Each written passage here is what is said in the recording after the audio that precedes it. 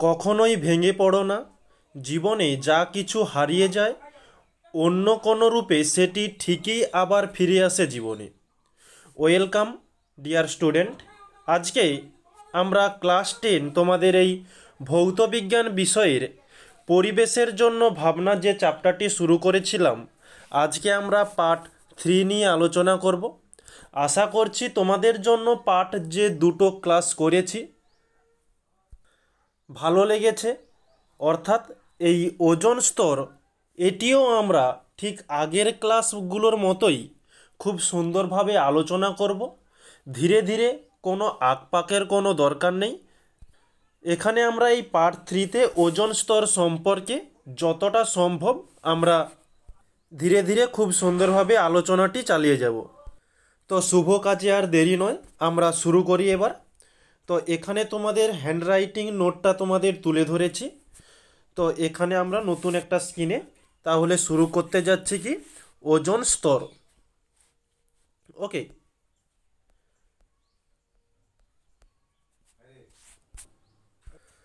Ozone স্তর, যাকে আমরা ইংলিশে বলে থাকি ওজোন লেয়ার। ওকে, লেয়ার। প্রথমত এই ওজোন স্তরটি শুরু করার পূর্বে একটু বলে দিই, গতকাল আমরা একটু বলেছিলাম যে ওজোন একটি গ্যাস। সেই গ্যাসগুলো একত্রিত হয়ে একটা স্তর সৃষ্টি করেছে। তো ওজোন স্তর কিভাবে সৃষ্টি হয় সেটাও আমরা জানব ডিটেলসে। তো এখানে এমনি সিম্পল একটু জেনে রাখো যে ওজোন গ্যাসগুলো একত্রিত হয়ে ওজোন স্তরের সৃষ্টি হয়। তাহলে আমাদের প্রথমত জানতে হবে ওজোন গ্যাসটা কিভাবে আবিষ্কার হয়েছে, এটা জিনিসটা কি। ওকে, তাহলে আমরা এখানে লিখতে পারি ওজোন গ্যাস, ওজোন গ্যাস একত্রিত হয়ে ওজোন স্তর সৃষ্টি হয়। ওজোন স্তর সৃষ্টি হয়। তো এই ওজোন গ্যাসটা কি? তো ওজোন গ্যাস সম্পর্কে আমরা এখন একটু জানব। প্রথমত 1840 সালে সুইজারল্যান্ডের রাসায়নিকবিদ, যিনি সি.এফ.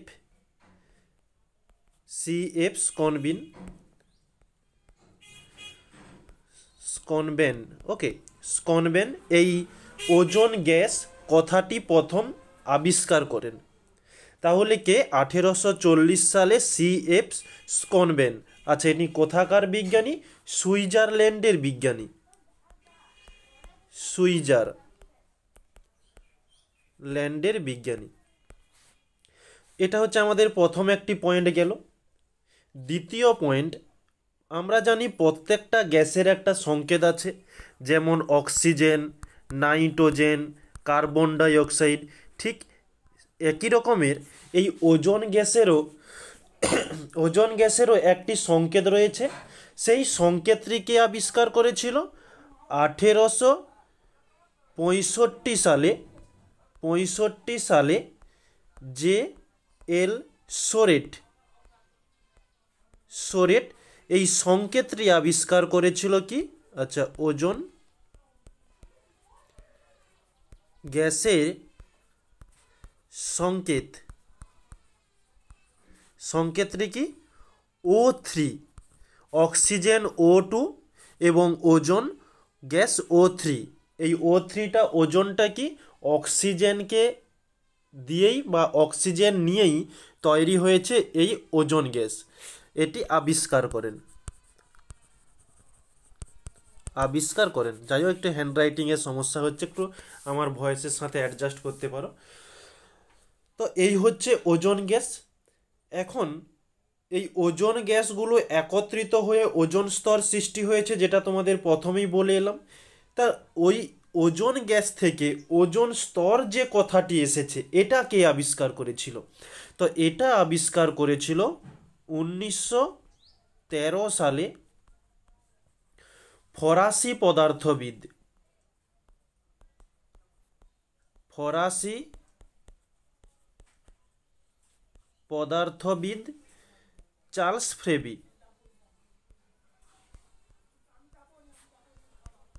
চার্লস ফ্রেবি ও হেনরি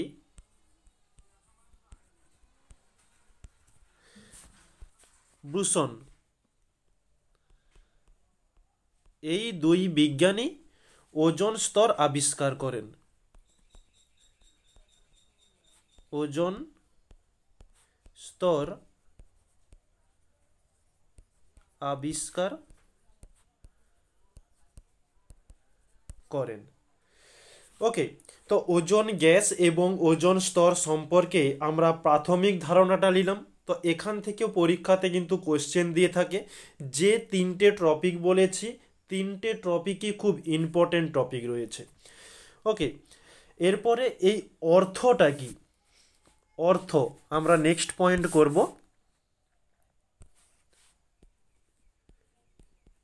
যে অর্থ, অর্থ এটি হচ্ছে একটি গ্রিক শব্দ, গ্রিক শব্দ যেখান থেকে ওজন, ওজো থেকে ওজন শব্দটা এসেছে। ওজন, এই গ্রিক শব্দ ওজো থেকে ওজন শব্দটি এসেছে, যার অর্থ কি গন্ধ, এর অর্থ হচ্ছে গন্ধ। তো এই গ্যাসের একটা বর্ণ এবং একটা গন্ধ রয়েছে, যেমন প্রত্যেকটা গ্যাসেরই থাকে কম বেশি, ঠিক একই রকমের এই ওজোন গ্যাসেরও একটি বর্ণ ও গন্ধ রয়েছে।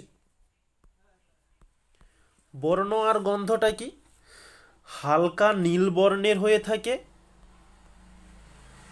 হালকা নীল বর্ণের ও আঁশটে গন্ধযুক্ত হয়ে থাকে, আঁশটে গন্ধ। আর এই যে গ্যাসটি, এটি হচ্ছে একটা বিষাক্ত গ্যাস, এটা পাশে ছোট্ট করে লিখে রেখে দাও যে বিষাক্ত গ্যাস, খুব খতরনাক গ্যাস কিন্তু। আচ্ছা, তা এই হচ্ছে আমাদের আবিষ্কার কে করেছিল, এর অর্থ কি, বর্ণ গন্ধ সব কিছু জেনে নিলাম। এরপরে আমরা একটু ছোট্ট করে সংজ্ঞাটাই জেনে নেব। সংজ্ঞাটি কি, আমরা গতকাল বায়ুমণ্ডলের গঠন পড়েছিলাম, সেখানে আমরা জেনেছিলাম যে বায়ুমণ্ডলের দ্বিতীয়তম স্তর স্ট্র্যাটোস্ফিয়ার স্তরে এই ওজোন স্তরটি অবস্থান করে, যেটি 20 থেকে 30 কিলোমিটার উচ্চতায় রয়েছে। তাহলে আমরা এখানে লিখতে পারি স্ট্র্যাটোস্ফিয়ার, স্ট্র্যাটোস্ফিয়ার স্তরে 20 থেকে 30 কিলোমিটার উচ্চতায় তিনটি অক্সিজেন, তিনটি ও লিখতে পারি ও পরমাণু, ও পরমাণু মিশে যে স্তর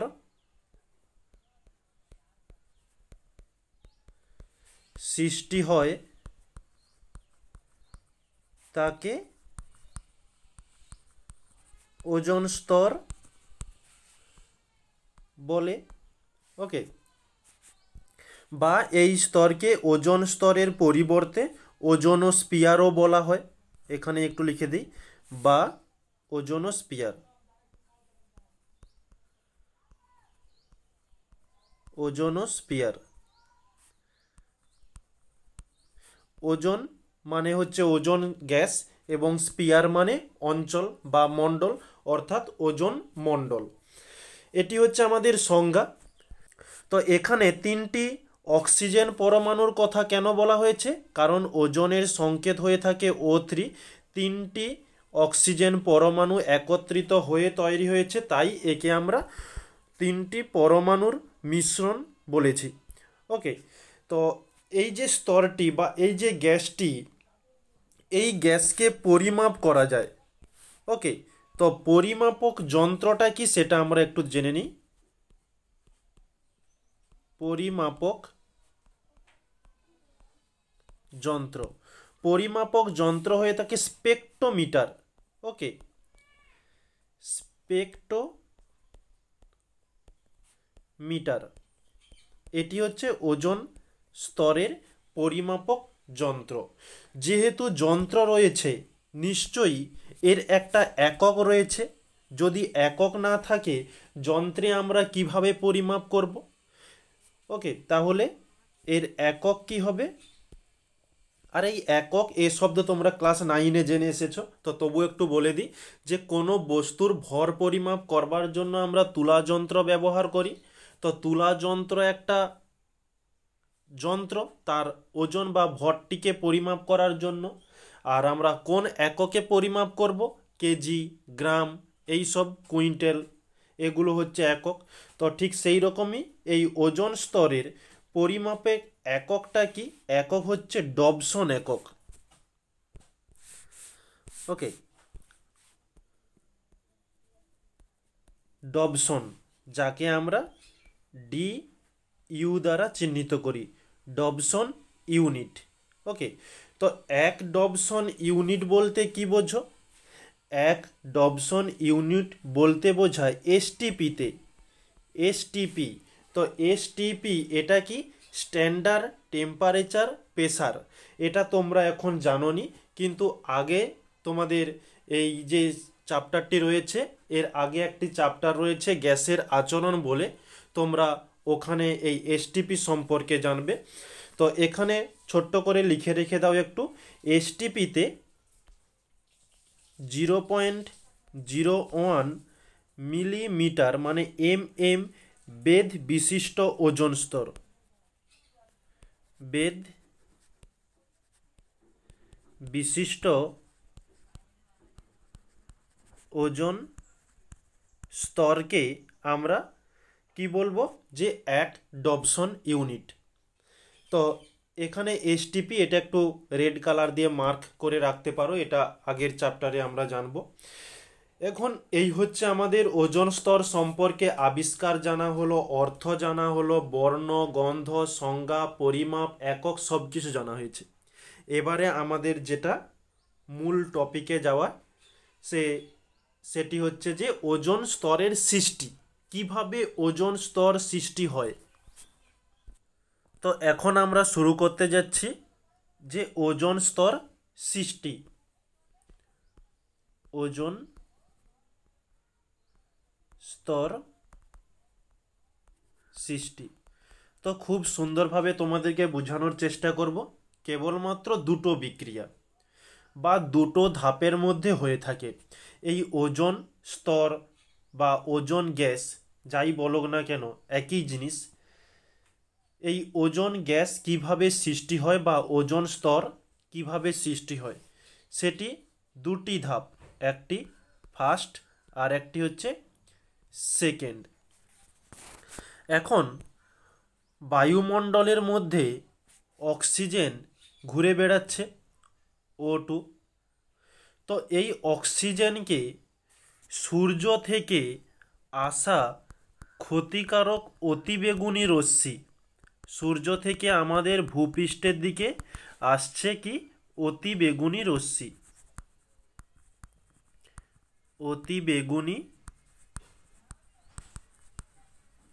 অতিবেগুনি রশ্মি।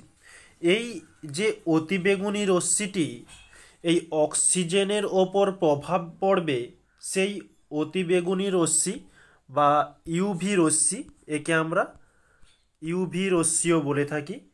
এই ইউভি রশ্মির তরঙ্গ দৈর্ঘ্য খুব কম হয়ে থাকে, এর ল্যামডা প্রায় 240-এর সমান বা 240-এর কম হয়ে থাকে, এত ন্যানোমিটার। এই অতিবেগুনি রশ্মির দ্বারা, ইউভি রশ্মির দ্বারা এই অক্সিজেন যে অণুটি সেটি ভেঙে যায়, ভেঙে দুটি অক্সিজেন পরমাণু সৃষ্টি করে। এটি একটি অক্সিজেন পরমাণু, এটি একটি অক্সিজেন পরমাণু, আর এটি হচ্ছে একটি অক্সিজেন অণু। ওকে, তো বায়ুমণ্ডলে অসংখ্য অক্সিজেন অণু ঘুরে বেড়াচ্ছে, অসংখ্য O2 রয়েছে। তো একটি O2 ভেঙে তৈরি হলো অক্সিজেন পরমাণু। এবারে আর একটি O2 অক্সিজেনের সঙ্গে এই অক্সিজেন পরমাণু যুক্ত হয়, যুক্ত হয়ে সৃষ্টি হয় O3। ওকে, তাহলে এটা হচ্ছে একটি অনুঘটকের দ্বারা O3 সৃষ্টি হয়। তার সঙ্গে এখান থেকে সামান্য পরিমাণে তাপ উৎপন্ন হবে। তাহলে অক্সিজেন ইউভি রশ্মির দ্বারা অক্সিজেন পরমাণুতে ভেঙে যায়। ওই অক্সিজেন পরমাণু তার সঙ্গে আরেকটি অক্সিজেন অনুঘটকের দ্বারা যুক্ত হয়ে O3 ওজোন গ্যাস বা ওজোন স্তর সৃষ্টি করে। আবার যেসব ওজোন গ্যাসগুলি অস্থায়ী হয়, সেই সব অস্থায়ী হয় সেই সব ওজোন গ্যাসগুলি আবারও পুনরায় বিক্রিয়া করে O2+O তৈরি করে। আবার এই O2O আবার অনুঘটকের দ্বারা আবার আবার ওজোন গ্যাস তৈরি হয়। জিনিসটা কীরকমই হচ্ছে, প্রথমত O2 তার সঙ্গে এটি ভেঙে গিয়ে তৈরি হয় অক্সিজেন পরমাণু দুটি, তার সঙ্গে O2 প্লাস অক্সিজেন পরমাণু যুক্ত হয়ে তৈরি হয় O3। আবার এই O3 পুনরায় O2-তে ভাঙে, তার সঙ্গে O তৈরি হয়। আবারও এই O2+O পুনরায় আবার O3 সৃষ্টি করে। তো এরকমই সার্কেল সবসময় অবিরত চলতেই আছে আমাদের মহাকাশের মধ্যে স্ট্র্যাটোস্ফিয়ার স্তরে। ওকে, ওজোন গ্যাস যেমন সৃষ্টি হচ্ছে, আবারও পুনরায় ওজোন গ্যাসটি ধ্বংসও হচ্ছে, এটি হচ্ছে সৃষ্টি। তো এখানে আমি যে ব্যাপারটা বলেছি তোমাদের দুটো বিক্রিয়ার মাধ্যমে, একটু অল্প স্বল্প ভাষা দিয়ে তোমাদের এখানে যে নোটটি রয়েছে ওই নোটের মধ্যে অ্যাড করা হয়েছে, তোমরা অবশ্যই ওখানে দেখে নিও। এটি হচ্ছে আমাদের ওজোন স্তর সৃষ্টির কাহিনী হয়ে গেল। তো এই পর্যন্ত আমরা যতটা পড়েছি খুব ইম্পর্টেন্ট জিনিসগুলোকেই পড়েছি। আলফাল এখানে কিছুই তুলে ধরিনি। যতগুলো পয়েন্ট আলোচনা করা হয়েছে প্রত্যেকটা পয়েন্ট থেকে কোশ্চেন হয়। ওকে, নেক্সট পরবর্তী কোশ্চেন যেটা শুরু করব, এবার ওজোন স্তর ক্ষয়। এখন এই O3 সৃষ্টি হচ্ছে, আবার পুনরায় O3 ভেঙে গিয়ে আবারও পুনরায় O3 সৃষ্টি হচ্ছে। যদি এই সার্কেলটা চলতে থাকে আমাদের কোনো সমস্যা নেই। যেমন আমাদের পরিবেশের মধ্যে একটা ঘটনা ঘটে থাকে, যেটা তোমাদের একটু সিম্পলভাবে বলি। আমরা গাছকে পুনরায় কার্বন ডাই অক্সাইড দিচ্ছি, গাছ পুনরায় আমাদের আবার অক্সিজেন দিচ্ছে। এই সার্কেলটা যদি সবসময় চলতে থাকে আমাদের পরিবেশে কোনো সমস্যা হবে না। কিন্তু সমস্যাটা হচ্ছে কি, শুধু মানুষ নয়, এখানে বিভিন্ন কলকারখানা, বিভিন্ন যান্ত্রিক মেশিন থেকে অত্যাধিক পরিমাণে কার্বন ডাই অক্সাইড পরিবেশে প্রয়োগ করা হচ্ছে, এবং এখানে যেসব গাছগুলো থাকবার কথা সেই গাছগুলোর পরিমাণও কমে যাচ্ছে। এই কারণেই আমাদের পরিবেশের মধ্যে অক্সিজেন এবং কার্বন ডাই অক্সাইডের যে ব্যালেন্সটা থাকে সেই ব্যালেন্সটা আর এখন নেই। ঠিক সেরকমই এই O3 থেকে পুনরায় O2+O-তে ভেঙে যাচ্ছে, আবারও ওই O2+O একত্রিত হয়ে যদি O3 তৈরি হয়ে যেত তাহলে খুবই ভালো হতো। কিন্তু এখানে মানুষ সৃষ্ট কিছু কারণের জন্য বা কিছু প্রাকৃতিক কারণের জন্য এদের যে ব্যালেন্সটা, এদের মধ্যে বিঘ্ন ঘটে থাকে। মানে এই ঘটনাটা আমাদের পরিবেশের মধ্যে ঘটছে না। এবারে কি ঘটনার ফলে ঘটছে না সেটা সম্পর্কে আমরা এখন শুরু করব, যাকে আমরা বলবো ওজোন স্তরের ক্ষয় বা ওজোন ছিদ্র বা ওজোন গহ্বরও আমরা বলে থাকি। তাহলে পয়েন্টটা করে নিই। ওজোন স্তরের ক্ষয় বা ওজোন ছিদ্র বা ওজোন গহ্বর। ওকে, তো এখানে এই টপিকটি শুরু করার পূর্বে তোমাদের একটু সামান্য কিছু বলে দিই। ধরো এটি হচ্ছে আমাদের ভূপৃষ্ঠ, এখানে টপোস্ফিয়ার, তার উপরে রয়েছে স্ট্র্যাটোস্ফিয়ার। এই স্ট্র্যাটোস্ফিয়ারের মধ্যেই আমাদের এই ওজোন স্তরটি অবস্থান করে, একটি পাতলা লেয়ারের মতো। এখানে চিত্রে একটু মোটা করে দেখিয়েছি। ওকে, তো এটি একটি পাতলা লেয়ারের মতো অবস্থান করে। এবার এই গহ্বর বা ছিদ্র এই জিনিসটা কি, কোথাও কোথাও পাতলা বা গর্তের সৃষ্টি দেখা দিয়েছে। ধরো ঠিক এই জায়গাতে কিছুটা পাতলা হয়ে গিয়েছে। ওকে, কোথাও বা সামান্যভাবে ছোট পাতলা গর্তের মতো দেখা দিচ্ছে ওজোন স্তরের মধ্যে। তো এই জিনিসটাকেই আমরা বলছি কি ওজোন স্তরের ক্ষয়। ওকে, ধরো এই যে পাতলা, এই জিনিসটাকেই আমরা এখন আলোচনাটি করব। তো এই ওজোন গহ্বর বা ওজোন ছিদ্র এই ব্যাপারটি কে প্রথম আবিষ্কার করেছিল বা কে প্রথম লক্ষ্য করেছিল এটি? এক মিনিট।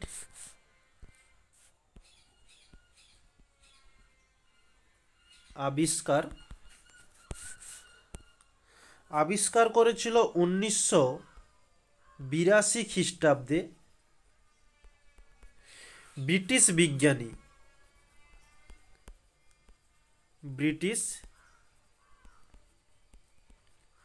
বিজ্ঞানী ডক্টর জে.সি.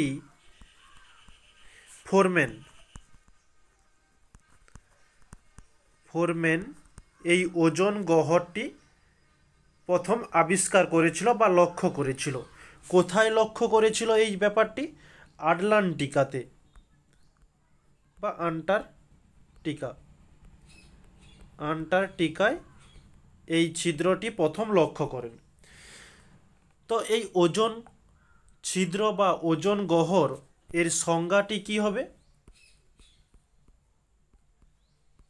সংজ্ঞাটি হয়ে থাকবে যে যেখানে ওজোন স্তরের ঘনত্ব 200 ডবসন ইউনিটের কম হয় তাকে আমরা বলবো ওজোন গহ্বর বা ওজোন ছিদ্র। তো শর্টে এখানে লিখে দেওয়া যায় যে 200 ডবসন ইউনিট এর কম ঘনত্ব যুক্ত ওজোন স্তরকে গহ্বর বা ছিদ্র বলে। ওকে, ওজোন গহ্বর বলে, ওজোন লিখে দিও, ওজোন গহ্বর বা ওজোন ছিদ্র বলা হয়। এবারে এই ছিদ্রটা হচ্ছে কেন? কেউ গিয়ে কি ওখানে করে দিয়ে আসছে? না, এই ছিদ্রটি হওয়ার পেছনে অনেক বড় গল্প রয়েছে। তো গল্পটা কি সেটা আমরা এখন শুরু করতে যাচ্ছি। এই ওজোন স্তর ক্ষয় বা ওজোন গহ্বর বা ওজোন হোল বা ছিদ্র যাই বলো না কেন এক ব্যাপার। তো এই ক্ষয় দুই ভাগে হয়ে থাকে। একটি ভাগ যেটা প্রাকৃতিক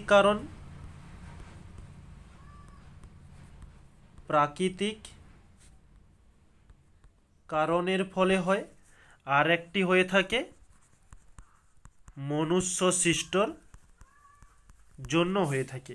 প্রাকৃতিকের মধ্যে কি কি রয়েছে? একটি হচ্ছে ইউভি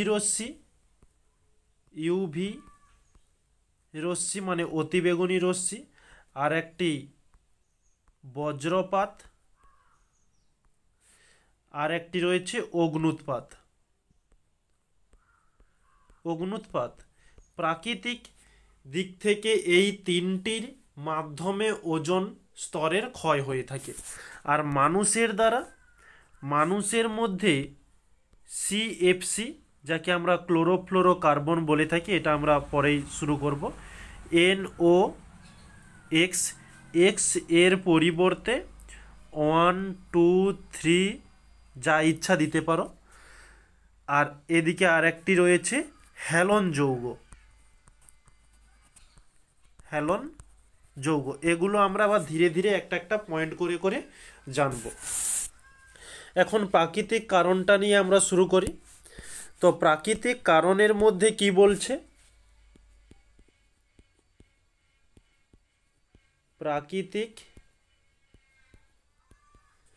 প্রাকৃতিক কারণ, যার মধ্যে প্রথম পয়েন্ট কি ছিল? ইউভি রশ্মি। ওকে, তো এই ইউভি রশ্মি O3, যেটা আমরা সেখানে জেনেছিলাম, যে পুনরায় একবার তোমাদের দেখিয়ে দিই। এই যে এখানে ব্যাপারটি ছিল, O3 সৃষ্টি হচ্ছে, O3 থেকে O2, তার সঙ্গে O সৃষ্টি হচ্ছে। তো এটা কিসের ফলে হচ্ছে? ওই ইউভি রশ্মির ফলেই ওটা আবারও O3 যেমন সৃষ্টি করে, O3 তেমন ধ্বংসও করে। তো এই O3 এখানে এইচ মিউ মানে অতিবেগুনি রশ্মি বা ইউভি রশ্মিও লিখতে পারি, কোনো সমস্যা নেই।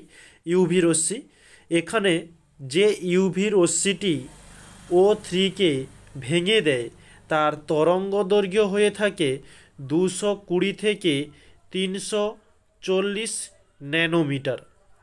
ওকে, তো এই O3কে কীভাবে ভাঙে? O3কে অক্সিজেনে পরিণত করে, তার সঙ্গে ও পরমাণু সৃষ্টি করে, এরই সঙ্গে সামান্য তাপও তৈরি হয়।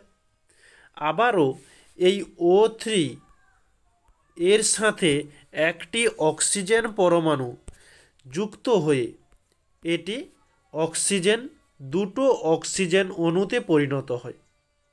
ওকে, তো আশা করছি বোঝা গিয়েছে। এটা একটু ভেঙে লিখতে পারি, O2 প্লাস O2। এখানে 3টি ও, আর এখানে একটিও, এই নিয়ে মোট 4টিও।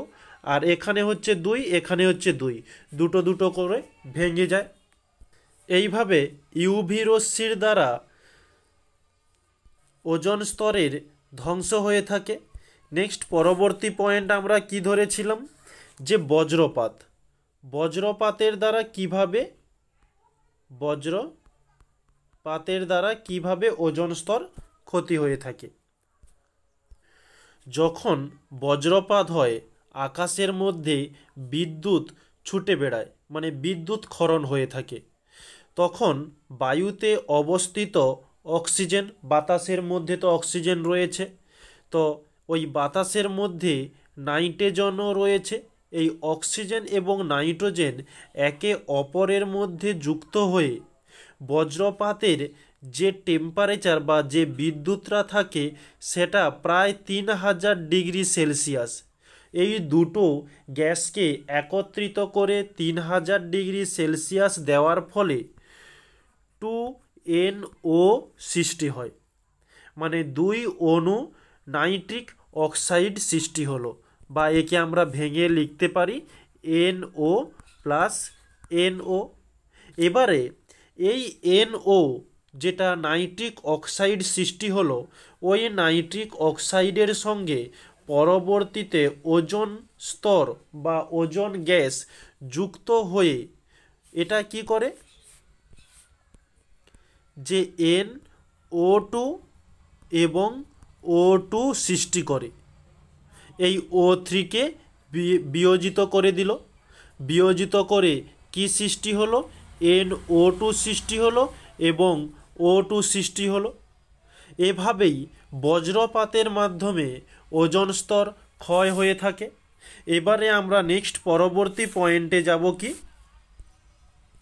আচ্ছা, এখানে আর একটু কথা বলে দিই এই যে ব্যাপারটা বললাম বজ্রপাত, এই বজ্রপাতের দিক থেকে আরও একটা পয়েন্ট আছে, যেটি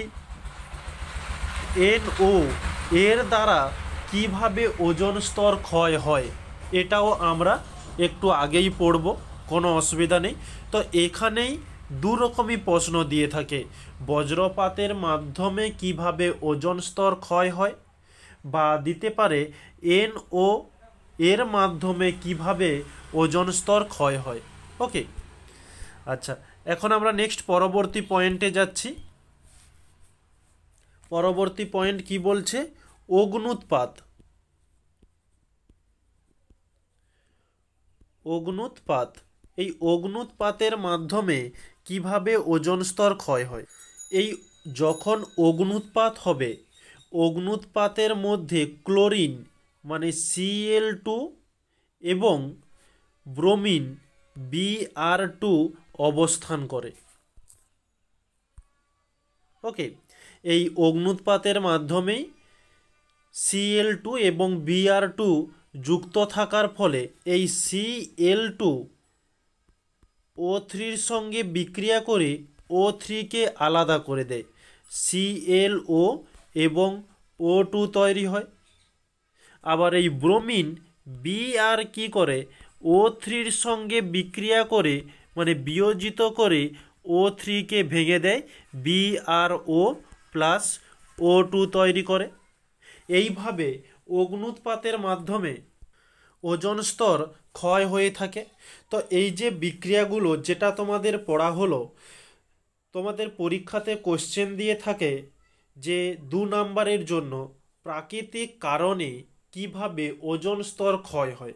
তাহলে এই 3টি পয়েন্ট তোমরা শুধু বিক্রিয়াগুলো দিতে পারো, বা তার সঙ্গে বিক্রিয়াতে যে ঘটনাটি ঘটছে সেটাকে একটু ভাষা দিয়ে লিখে দিতে পারো। তোমাদের পিডিএফের সঙ্গে ওই রকমই একটু লেখা রয়েছে, তোমরা দেখে নিও। আমি কেবলমাত্র এখানে তোমাদেরকে বিক্রিয়া সহযোগে আমি নিজের ভাষায় কথা বলে তোমাদের বুঝিয়ে দিচ্ছি। ওকে, তাহলে এটা হচ্ছে প্রাকৃতিক কারণ ছিল। এরপরে আমরা শুরু করব মানুষ সৃষ্ট কারণ। মানুষ সৃষ্ট কারণ কি বলছে, বা মনুষ্য কারণ, মনুষ্য সৃষ্ট কারণ।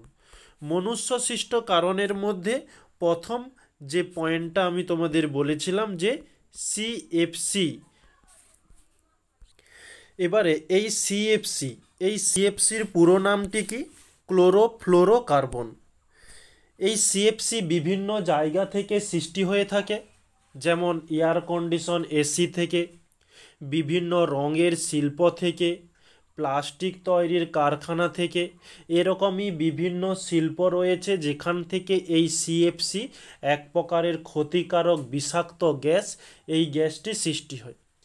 এই CFCর মধ্যে দুটি গ্যাস থাকে, যেটি CF2Cl2, আর একটি রয়েছে CFCl3, এই দুটি গ্যাস। এবারে এই দুটি গ্যাস দুভাবে ওজোন গ্যাসকে ক্ষতি করে থাকে। প্রথমত আমরা এই CF2Cl2টাকে নিয়ে একটু বলি। এই CF2Cl2 বায়ুমণ্ডলে ঘুরে বেড়াচ্ছে, আর ওই বায়ুমণ্ডলে সূর্য থেকে আসা ইউভি রশ্মি একসঙ্গে বিক্রিয়া করে এইটি কি তৈরি করে, CF2Cl প্লাস Cl তৈরি করলো। ওকে, ঠিক একই রকমের এই CFCl3 এটিও এই ইউভি রশ্মির প্রভাবে CFCl2 প্লাস Cl তৈরি হলো।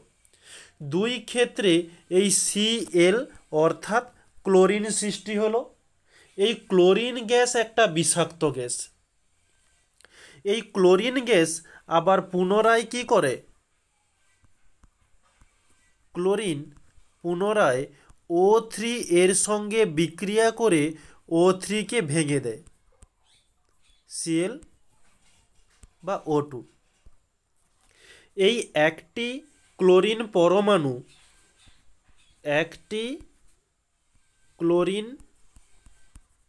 পরমাণু 1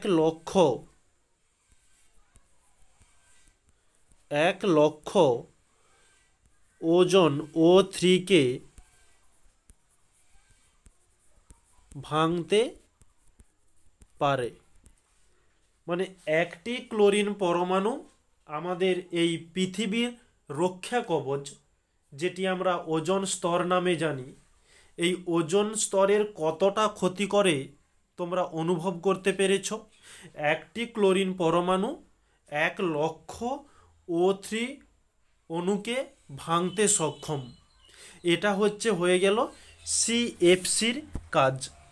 নেক্সট পরবর্তী টপিক কি রয়েছে আমাদের NOx, যেখানে তোমাদের বলেছিলাম x সমান 1 2 3 যাই ইচ্ছা নিতে পারো। এখানে NO, NO2, NO3 আরও রয়েছে ইত্যাদি দিয়ে দাও। এই সব গ্যাসের প্রভাব পরীক্ষাতে সরাসরি কোশ্চেন দিয়ে থাকে। NO বা NO2 বা NO3 ওজোন গ্যাসকে ধ্বংস করার বিক্রিয়া সহ ব্যাখ্যা দাও, এভাবে তোমাদের কোশ্চেন দেয়। আর এই কোশ্চেনটি তোমাদের আগে এখানে আলোচনা করে এসেছি। এই যে NO, আর এই NOর কথাই সেখানে বলা হয়েছে। এই যে NO বা NO2 জিনিসগুলো একই হচ্ছে। তো এই সব গ্যাসগুলো কোথা থেকে সৃষ্টি হচ্ছে? এই সব গ্যাসগুলো দ্রুতগামী বিমান থেকে, আমাদের বায়ুমণ্ডলে যেসব বিমানগুলো উড়ে বেড়ায় সেখান থেকে সৃষ্টি হচ্ছে। সুপারসনিক জেট প্লেন থেকে সৃষ্টি হচ্ছে। বজ্রপাত থেকে সৃষ্টি হচ্ছে, যেটা আমরা বজ্রপাতে NO এর বিক্রিয়াটি জেনে এসেছি। বিভিন্ন রাসায়নিক সারের কারখানা বা আমরা কৃষি জমিতে যেসব সার ব্যবহার করি সেখান থেকেও এই গ্যাস সৃষ্টি হয়। যানবাহন, এত রাস্তাঘাটে গাড়ি ঘোড়া চলছে, সেখান থেকে এই গ্যাস সৃষ্টি হয়। ওকে, তো এই গ্যাসের উৎসগুলো তোমাদের নোটের মধ্যে তুলে ধরেছি, কোনো অসুবিধা নেই। শুধু বিক্রিয়াটা করে দিচ্ছি কি, আমি প্রত্যেকটা গ্যাসের জন্য আলাদা আলাদা বিক্রিয়া করছি না, এই NOx নিয়েই করে দিচ্ছি। এই NOx কি করে, যেটা O3 এর সঙ্গে যুক্ত হয়ে NO2 প্লাস O2 তৈরি হয়, বা এখানে এক্সের পরিবর্তে তুমি 1 ধরে নাও। ওকে, 1 ধরলে সুবিধা হয়, 1 ধরে করতে পারো।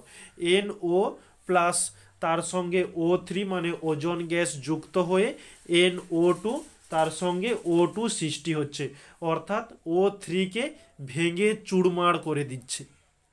তো এখান থেকে আরও তোমাদের একটু ঘুরিয়ে পিছিয়ে কোশ্চেন দিয়ে থাকে, যেহেতু এই NOx গ্যাসটি সৃষ্টি করে, কে সৃষ্টি করে?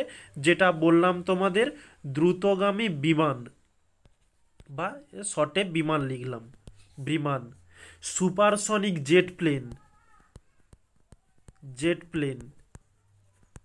তোমাদের পরীক্ষাতে এরকমই কোশ্চেন দেয় যে জেট প্লেনের দ্বারা কিভাবে ওজোন স্তরের ক্ষতি হয়ে থাকে।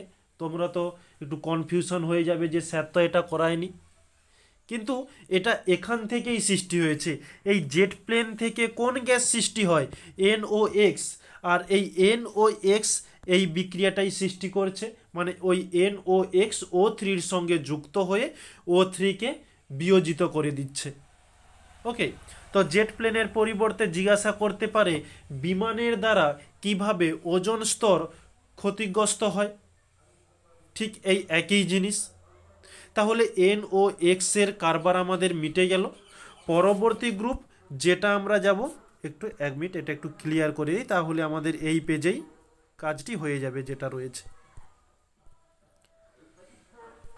তাহলে নেক্সট পরবর্তী টপিক হচ্ছে হ্যালোন সমূহ। এই হ্যালোন সমূহটা কি? এই হ্যালোন সমূহের মধ্যে হ্যালোন 1211 ও হ্যালোন 1301। ওকে, তো এই হ্যালোন উৎসগুলো কোথা থেকে সৃষ্টি হয়? অগ্নি নির্বাপক যন্ত্র থেকে সাধারণত এই হ্যালোন সমূহের যৌগগুলো সৃষ্টি হয়ে থাকে। যেমন এখানে হ্যালোন 1211 এবং হ্যালোন 1301। এই হ্যালোন 1301কে আমরা CF3Br হিসাবে জানি আর কি। তো এই CF3, কালারটা চেঞ্জ করে নিই, CF3Br এটি সূর্য থেকে আসা অতিবেগুনি রশ্মি Hν এর সঙ্গে যুক্ত হয়ে CF3+Br এ পরিণত হয়। ওকে, মানে ব্রোমিন উৎপন্ন করে। এই উৎপন্ন ব্রোমিন পরমাণু O3-র সঙ্গে যুক্ত হয়ে উৎপন্ন ব্রোমিন O3-র সঙ্গে যুক্ত হয়ে O3-কে বিয়োজিত করে, মানে O3-কে ভেঙে দেয়। এতে BrO ব্রোমিন অক্সাইড এবং তার সঙ্গে অক্সিজেন উৎপন্ন হয়। এই যে ব্রোমিন অক্সাইড উৎপন্ন হয়, এটি আবারও পুনরায় অক্সিজেনের সঙ্গে যুক্ত হয়ে ওজনের সঙ্গে যুক্ত হয়ে O3-র সঙ্গে যুক্ত হয়ে এই BrO মানে ব্রোমিন অক্সাইড এই গ্যাসটিও এই ওজোন গ্যাসকে বিয়োজিত করে 2O2+ উৎপন্ন করে থাকে। আবার এই Br পুনরায় ওই উৎপন্ন Br O3-কে বিয়োজিত করে BrO+O2 তৈরি হয়। আবারও এই ঠিক BrO এটি আবার O3-র সঙ্গে যুক্ত হয়ে আবারও 2 অণু অক্সিজেন এবং Br উৎপন্ন করতে থাকে। তো এই প্রসেসটি কন্টিনিউ এরকমই অবিরত চলতে আছে এবং অনবরত ওজোন গ্যাসকে ধ্বংস করেই যাচ্ছে। তাহলে এই হচ্ছে ওজোন গ্যাসকে ধ্বংস করার কারণ বা ওজোন ছিদ্র বা ওজোন গহ্বর সৃষ্টি হওয়ার কারণগুলো তোমাদের সামনে তুলে ধরলাম। তো তোমাদের এই পর্যন্ত যতটা আলোচনা করা হয়েছে এখানে খুব সুন্দরভাবে তোমাদের পিডিএফের মাধ্যমে তোমাদেরকে তুলে ধরেছি। ওখানে বিক্রিয়াগুলো দেওয়া হয়েছিল, এখানে অল্প কিছু ভাষার মাধ্যমে তোমাদেরকে অ্যান্সারটা তুলে ধরেছি। তো এভাবে তোমাদের পরীক্ষাতে কিন্তু একটু ভাষা দিয়ে লিখতে হবে, না হলে শুধু বিক্রিয়াটা লিখলে একটু অন্যরকম ভাব চলে আসে, কিন্তু উত্তরটা সঠিক হবে। ওকে, তো তুমি যেই বিক্রিয়াটি করছো সেই বিক্রিয়াটি একটু ভাষা দিয়ে তোমাদেরকে লিখে দিতে হবে। ওকে, তো প্রত্যেকটা পেজ খুব সুন্দরভাবে তোমাদের সামনে তুলে ধরেছি। তো আজকের টপিকের মধ্যে এটুকুই ছিল। তো নেক্সট পরবর্তী আগামীকাল তোমাদের ক্লাসে আমরা এই ওজোন স্তর ধ্বংসের ক্ষতিকারক প্রভাব নিয়ে আলোচনা করব এবং কিছু প্রোটোকল রয়েছে যেটা এই ওজোন স্তরকে বেশি ধ্বংস না করার ফলে, মানে বেশি যাতে ধ্বংস না হয় সে কারণে সরকার থেকে কিছু পদক্ষেপ নেওয়া হয়েছিল, সেগুলো আমরা পড়ব। তো আজকে আমাদের এই পার্ট 3-র মধ্যে ওজোন স্তরটা সম্পর্কে আমরা যথারীতি খুব ভালোভাবে জানলাম। এরপরে আগামীকালও শুরু করব এটা নিয়ে। আর আমরা এখন যে পিডিএফটি রেডি করেছি সে হ্যান্ডরাইটিং হোক বা তোমাদের ক্লাস পিডিএফ হোক, যাই হোক না কেন, তোমাদের এই ক্লাসের নিচে ডেসক্রিপশান বক্সে একটি টেলিগ্রাম গ্রুপের লিঙ্ক পেয়ে যাবে। একটা তোমাদের কেবলমাত্র ক্লাস 10-এর জন্য আলাদা করে করা হয়েছে, তোমরা ওখানে জয়েন্ট হয়ে গিয়েও প্রতিনিয়ত ক্লাস শেষ হওয়ার কিছুক্ষণ পর তোমাদের ওখানে এই পিডিএফগুলো আপলোড করা হয় এবং প্রতিনিয়ত যেমন তোমাদের এমসিকিউ টাইপের কোশ্চেন দেওয়া হয়, আজকেও তেমন দেওয়া হবে, ইউটিউবেও দেওয়া হবে এবং তোমাদের টেলিগ্রাম গ্রুপেও দেওয়া হবে। আর আগে আমরা যেসব কোশ্চেনগুলো করেছি অবশ্যই তোমরা জয়েন করবে, অনেকেই করনি, তো ওগুলো করলে তোমাদের নিজেদের মধ্যে প্র্যাকটিসও হবে, কোনো সমস্যা নেই। তো আজকের এই ক্লাসটিকে এখানে তাহলে সমাপ্ত করছি। আগামীকাল এই ক্লাসটিকে সামনের দিকে অগ্রসর করব। ওকে, সবাইকে থ্যাংক ইউ বলে সমাপ্ত করলাম।